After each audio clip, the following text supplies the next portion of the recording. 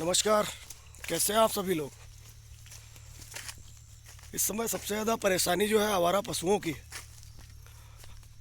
और इसको लेकर के कोई भी पार्टी बोलने को तैयार नहीं है। अब क्या बताया जाए, जिस खेत में घुस जाते हैं पूरे के पूरे खेत चट कर जाते हैं। बहुत समस्या है। अब क्या किया जाए, दिन रात बचाना पड़ रहा है। देखिए, जिस खेत में घुस जाते हैं उसी को सफा चट कर देते हैं। और ये बहुत बड़ी एक जन समस्या है,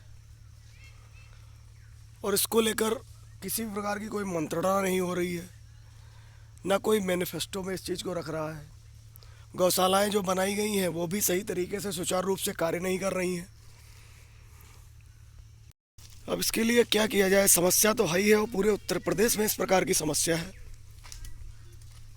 किसानों द्वारा बाड़ लगाए गए हैं, तार लगाए गए हैं, लेकिन फिर भी जो है खेतों को बचा नहीं पा रहे हैं। तो एक प्रकार की ये बहुत बड़ी समस्या है आवारा पशुओं को लेकर के। इसके लिए गौशालाओं का निर्माण भी कराया गया था, लेकिन उसकी फंडिंग किस प्रकार से हुई, पैसा किसको गया, और क्या व्यवस्थाएं उसमें रखी गई थी, ये सारी चीज़ें नदारद रहीं पूरी तरीके से, जिसके कारण जो है ये एक जन समस्या बनकर उभरी है। यदि गौशालाओं का सही तरीके से निर्माण हो जाता, वहाँ पर चारे की व्यवस्था हो जाती, और जो भी सरकार से फंड मिल रहा था वो सही ढंग से जो है गौशालाओं में लग जाता, तो निश्चित रूप से ये समस्याएं नहीं होती। लेकिन अब ये समस्या जो है एक विकराल रूप धारण कर रही है, और इसके विषय में जो भी आने वाली सरकार हो इसके विषय में ज़रूर सोचे। क्योंकि जब किसानों की फसल ही सही तरीके से उपज ही नहीं हो पाएगी फसलों की, तब जो आर्थिक विकास है वो निश्चित रूप से रुकेगा। क्योंकि भारत एक कृषि प्रधान देश है, और बहुत से जो मध्यम वर्गीय परिवार हैं वो ज़्यादातर कृषि पर निर्भर हैं, और उसी से उनका जो है भरण पोषण होता है। तो निश्चित रूप से ये जो जन समस्या है इसको सुचारू रूप से किस तरीके से व्यवस्था की जाए।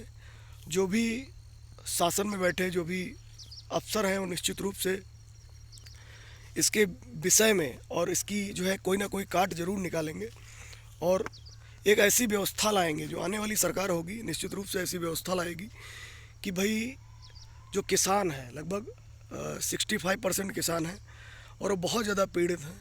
कभी किसी की गन्ने की फसल जानवर चर रहे हैं, कभी किसी के गेहूं की फसल चर रहे हैं, और कभी सरसों की फसल, यहाँ तक कि जो मेंथा ऑयल है, पेपरमिंट है, उसको भी जानवर चर रहे हैं। और चूँकि जानवर भूखे हैं और निश्चित रूप से उनको चारा नहीं मिल रहा है, इस वजह से जो है उनकी भी मजबूरी है। तो बहुत सारी समस्याएं हैं। तो इन समस्याओं को देखते हुए जो भी सरकार हो वो निश्चित रूप से इनके लिए कोई ना कोई प्रयास करे। क्योंकि किसान जब खेत में अन्न पैदा करेगा तो निश्चित रूप से आर्थिक विकास बढ़ेगा।